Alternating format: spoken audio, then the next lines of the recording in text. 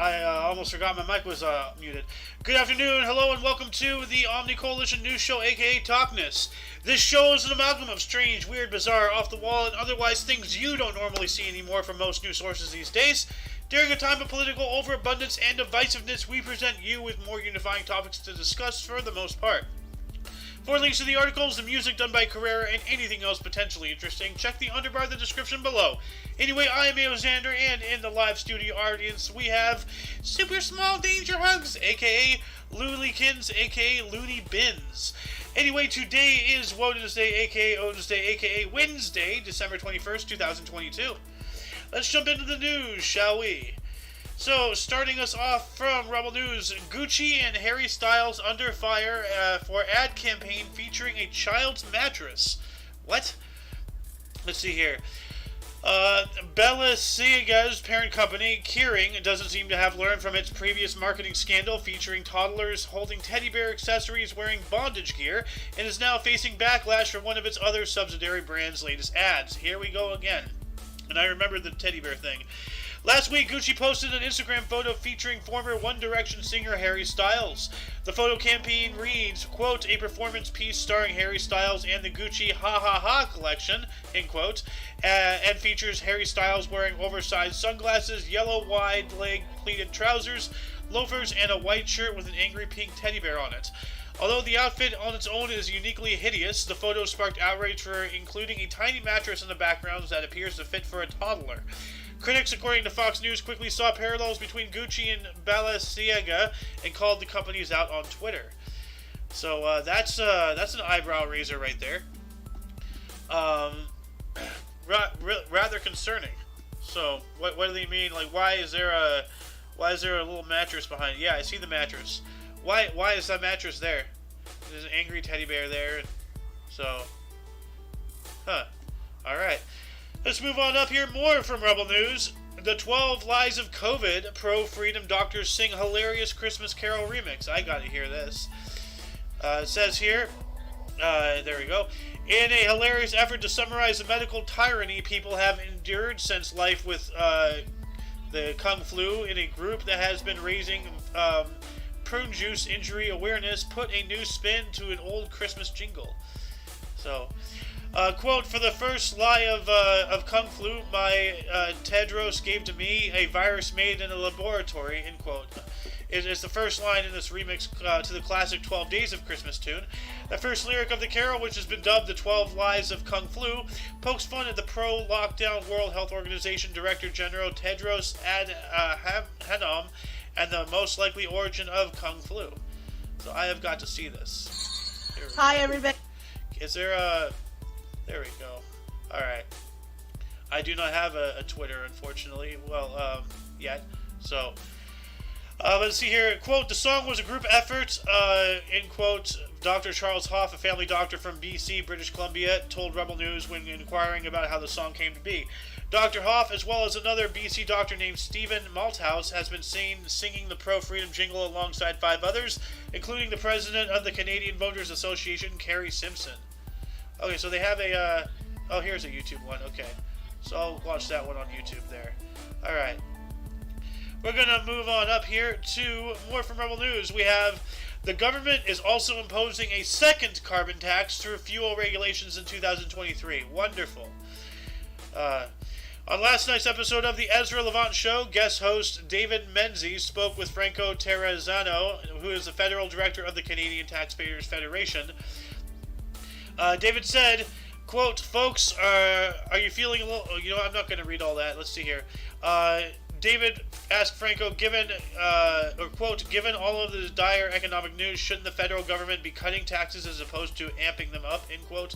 So, yeah, so they're going to be putting additional, carbon taxes on top of what we're already paying. So it's never going to stop at 1 or 2 or 3 or 7 or 25. You know, it's just going to keep on going up until we, the people, force them to stop. Anyway, let's move on up here from Odyssey Central. South African pastor charges people $1,160 to see God in heaven. What? A South African pastor recently sparked controversy online after it was revealed that he was charging people serious money for real-life miracles like seeing God in heaven. If you've always wanted to see your maker without actually ending your mortal life, MS Boudeli, one of the many shady pastors in Africa, claims he can help if you can pay his fee, of course. According to a promotional poster that has been doing the rounds in social media, Pastor MS Boudeli has the power to help people see their future in their smartphones, cancel all their financial debt, and even see God. All people have to do is show up for his worship conference and pay the special prayer fees. So to see God in heaven, it appears to be 20,000 rupees. Cancel all your debt is 5,000. To get married tomorrow is 10,000. To be protected in crime is the same amount as seeing the God in heaven. Okay.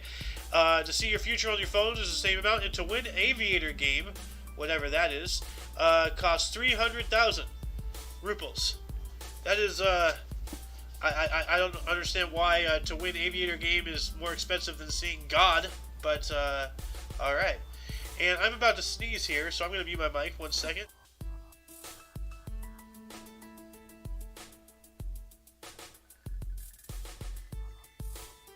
Alright, I am sorry about that, but when you gotta sneeze, you know? So, but yeah, on December 25th, Pastor MS Boudeli is scheduled to host his worship conference, a special event where people can hear his sermons and engage in some truly special prayers. The only problem is that, like anything worth having or doing, special prayers are not cheap.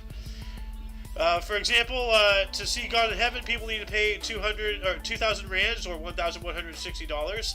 If they want all their debt canceled, they need to cough up $290. To get married, it's $580. And to see a future in the smartphone, another $1,160. And then the other one, those are some shocking claims, but not nearly as shocking as the fact that beating a gambling game is apparently 15 times more expensive than seeing God in heaven. He's charging $17,400 to beat the Aviator game, a popular online gambling game. It's 15 times more than seeing God. Okay. Can anyone say scam artist? So, not even an artist. This is just a bad scam attempt. So, anyway, we're gonna move on up here more from OMNI Central. The Acre phone, a phone-shaped slab of acrylic to help you beat smartphone addiction. Okay. The Acre phone is a rudimentary device designed to mimic the look and feel of a smartphone in order to help users conquer their handheld addiction. As much as we try to deny it, most of us are addicted to smartphones. We try to limit the time we spend looking at them, but we constantly find ourselves instinctively reaching for them in search of those little doses of dopamine our brains crave. That's just one of the many signs of an addiction that's much more serious and difficult to overcome than we like to admit. Luckily, we will soon have an alternative that looks and feels just like a smartphone, but has none of the features that got us hooked into it in the first place. So, I'm about to sneeze again here. So, I don't know what's going on. Like, a bunch of gardeners have been gardening and everything, and pollen in the air.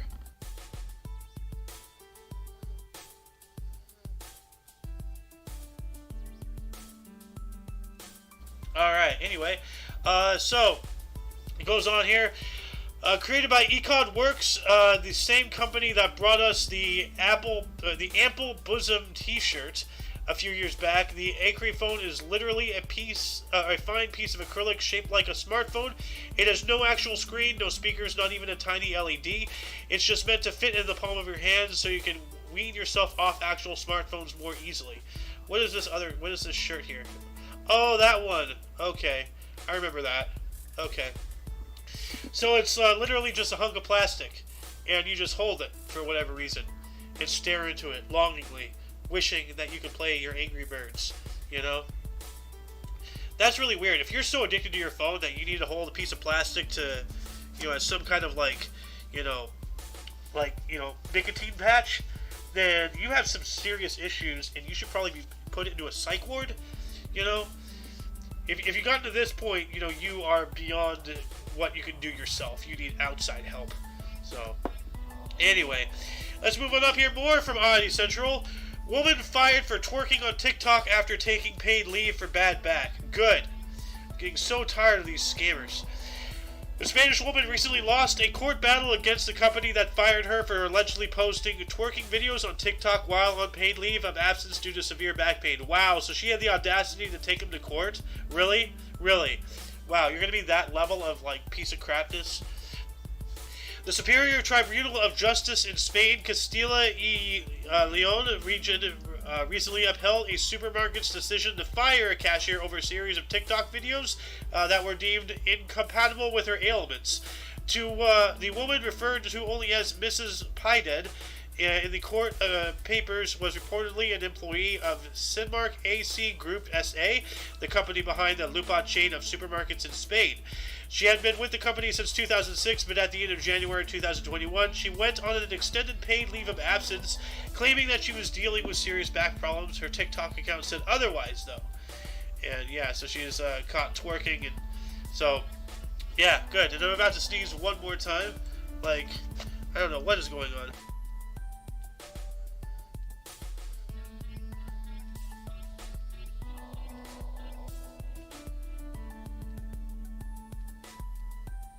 Alright, anyway.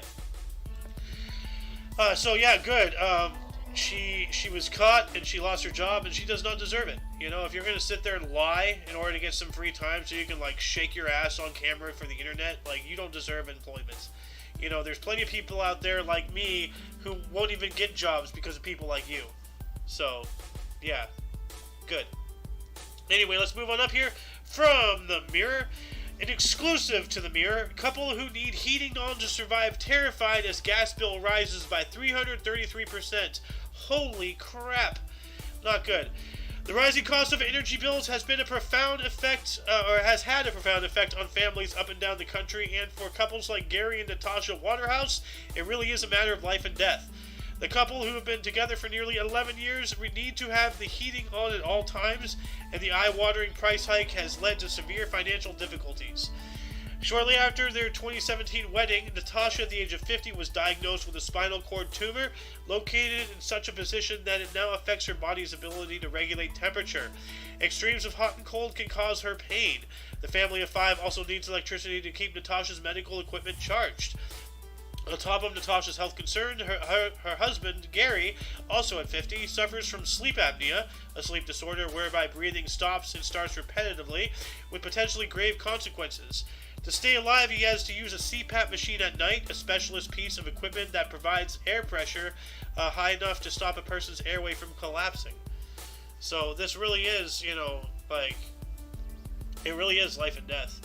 But I don't know, like, I'm wondering, like, you know, with how things are going, I'm wondering if we're reverting back to a society where people like this don't survive anymore, you know, because this has been, like, you know, the past 10, 20, 30 some odd years. It's a fairly recent thing to, you know, have so many people, you know, alive, you know, thanks to, like, you know, advancements in medical technology, you know, and science, and, you know, unlocking all these other things, but, with how things are going, like, I'm thinking we're going to be reverting for a little while, and people like this might not make it. So I hope for the best, but prepare for the worst. So I wish them luck. Anyway, we're going to move on up here. More from the Mirror.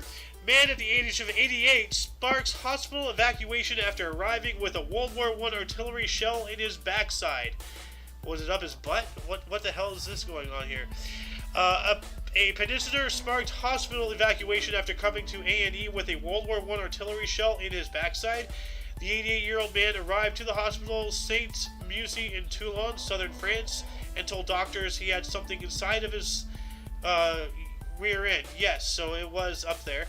Medics were left shell-shocked when they discovered an 8-inch-long World War I artifact. What is he doing? As a precautionary measure, the hospital was fully evacuated after the incident. Doctors were later pictured holding the object after surgery before it was handed over to experts and safely destroyed. It is believed the elderly man had inserted the collector's item into his bottom for pleasure. Well, let's be happy that didn't go off in his hands. But seriously, wow. So, I mean, I guess the internet is right. Everything is, if you're brave enough, you know, including a high explosive set to be launched from a cannon. Okay. Anyway, let's move on up here. More from the Mirror. Neighbor left behind 14 years worth of Christmas presents for girl 2 before dying. An elderly neighbor left behind 14 years worth of wrapped gifts for a 2-year-old before he died, and she opens one every Christmas. Kind-hearted Ken Watson befriended the Williams family, including their daughter Katie, during the last 2 years of his life. After his death at the age of 87, his daughter Jenny brought around a sack of presents for Katie, who was at the time then 2 years old, to be opened once a year until she was 16. The family were knocked off their feet by his generosity and started a tradition of Katie opening her Ken gift every Christmas Eve. The first gift Katie opened in 2018 was a book, Christmas Eve at the Melops by Romy Unger. In 2019, there was a cuddly goat, a train set spelling Katie was 2020's gift, and last year she opened a giant Crayola coloring book. Cool. So that's really okay. So a stuffed animal. Okay. So that's really cool. So until she's 16, she has a gift from her neighbor who died when she was 2. That is really cool. Like, that is remarkably phenomenally cool. This guy, this neighbor, is going to be, spreading Christmas love, for years and years and years to come. So, really, really cool, dude. I can't even express how much enjoyment I got out of reading that. But let's move on up here to a not a good story here from the Mirror. Serial killer The Serpent, who murdered up to 24 victims, is set to be freed from prison. Why? Serial killer Charles Sobrash will be freed from prison after spending more than 19 years in a hellhole Nepalese jail. Well, good. Keep him there. Master manipulator Sobrash, whose reign of terror was the subject of BBC's hit drama The Serpent, murdered as many as 24 young travelers on the so-called hippie trail in the 70s. But on Wednesday, December 21st, Nepal's Supreme Court ruled Sobraj, at the age of 78, should be freed on health grounds. Hearing a writ of habeas corpus, the joint bench of judges Sapna Mala Pradhan and Til Prasad Shrestha ordered his release from Kathmandu's central jail. The court has also ordered the authorities to deport him within 15 days. So, not only are they freeing him from jail, but they're just sending him to some other country for them to deal with him. Wonderful. What stupid. He should be rotting in that prison cell for the rest of his life. Anyway, here we go. Here's something else not really that cool. More from the Mirror. A mom with a tattooed face has been banned from attending her child's nativity play at school. That's really uncool. A mother has claimed that her child's school barred her from attending their nativity performance because of her tattoos. Self-declared tattoo addict Melissa Sloan says that teachers refused to give her a seat inside and told her to look through the class window because of her heavily inked appearance. The 45-year-old mother has previously admitted to getting 3 tattoos a week and has 800 inkings all over her body, including her face. But Melissa, who has 2 children, claimed that people treat her differently because of her alternative appearance, and that she's been excluded from other school events too. Well, how very Christian. She chose your Christian school to put her children into because she believes that that's the institution she wants her offspring to go to make themselves into better people for future endeavors, and then you're going to turn around and bar their mother from attending the plays? Like what is it with Christians who are just nasty little hypocrites? Whatever happened to turn the other cheek? Whatever happened to, be a good neighbor? Be a good, loving person? Just every other day I hear something involving Christians not being Christian-like. Start practicing what you preach, you bunch of cross, lovers.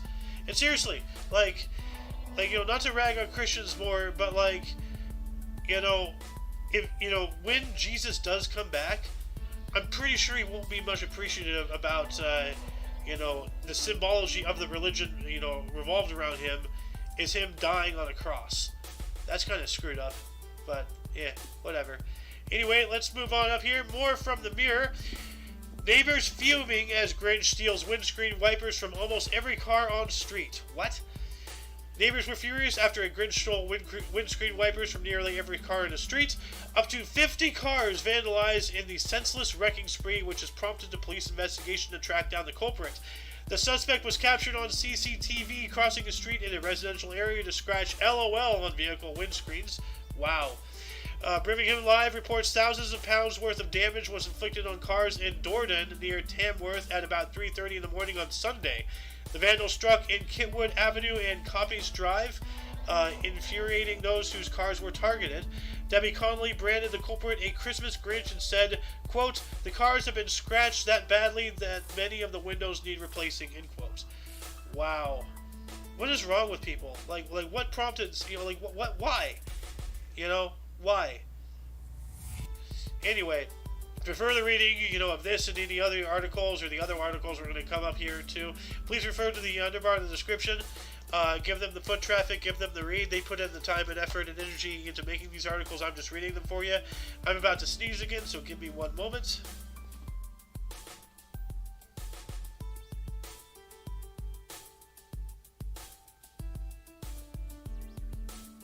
Alright, I have returned yet again. Man, I got to start taking Claritins. Anyway, we're going to move on up here from UPI, otherwise known as OOPI.